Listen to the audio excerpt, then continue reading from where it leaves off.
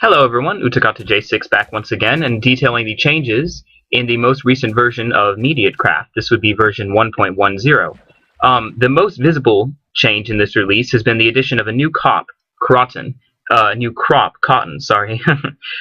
This crop is one that's going to have multiple uses in the future of MediateCraft, but for this version we're just getting it in and making sure it works all correctly. So, if I were to temporarily change my game mode so you can see we're doing this normally, Cotton works very, very similar to wheat in most ways. So, till your ground. Oh, notice we actually got some better than wolves hemp right there. Always a nice thing to have. Till your ground, plant the seeds, which is these things, cotton seeds, and you'll see the little sprouts coming up. There are 5 stages of growth for cotton, and it grows at the same rate as wheat approximately, so it should grow even quicker than wheat. You can also use bone meal on it per Flower Child's rules to get the final stage of the crop, which looks like this. When you have the final stage, simply destroy the crop by any method, and you will get seeds back, in addition to the cotton crop itself, which is going to be the basis of future uses for cotton in MediateCraft. So that's the main change in this release form.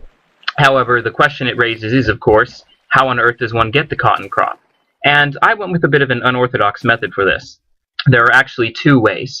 The first way is that if you go to, let me change my game mode back here again. The first way is if you go to the desert biomes and you explore a new area of desert, you can actually find the cotton crop itself inside of desert temples. And I'm going to, in the next version, I'll be sure to add a way to craft the crop right back into the seeds to make it more playable, I suppose. That's only one way, however. There is another way that doesn't involve world generation, as always. And that is, if you go to an abandoned mine shaft, any abandoned mine shaft, you'll find webs, of course, right? And I've made quite a few changes to the web block in this version of MediateCraft. First of all, webs now drop themselves if you mine them with a Silk Touch item of any kind, which is something I've been waiting to see for quite a while myself. In addition to that, webs have the chance to drop cotton seeds if you destroy them by hand. Cotton seeds is maybe 1 in 5, and the rest is still silk. The rest is still string, rather. So, just waiting for this next area where I know I have an abandoned mine shaft. It's somewhere. The logic behind this little change is that I figure, well, if cotton seeds are just kind of drifting through the air, drifting through one place or another in Minecraft, they're going to get caught in something sticky. And since the web block wasn't particularly being used for a whole lot, I figured that would be an interesting thing to do. Now I'm in an abandoned mine shaft on that same map. Let's demonstrate this. So here's just any chest. And as you can see, it has Orchalcite, Garnet, and Calcite. So 3 different gems in there. And if we were to go exploring, we'd find that the miners of past ages had left various acquired gems in these chests. Because they, just again going with the logical view, these miners, just like the player... Oh wow, this is an annoying spot. Had to first destroy the crystals. The crystal with the new render shape, and then what they had left was those gems, which they stored in these chests. Likewise, I can show off, here's one web, a very heavily cobwebbed area, probably around a spawner. So let's change the game mode and take a look at those. Silk. Silk, silk.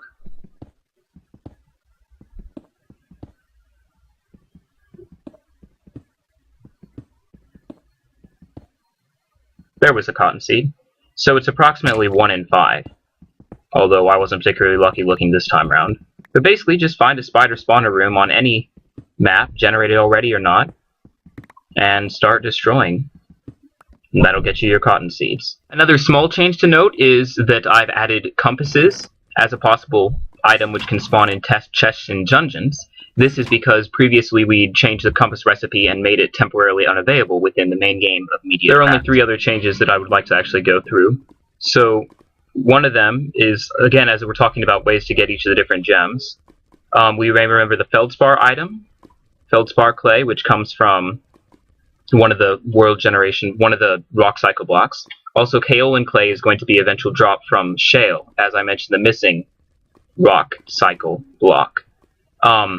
Each of these actually crafts into a currently unobtainable, previously unobtainable gem. It's shapeless recipes, so kaolin becomes moonstones, and feldspar becomes serpentine.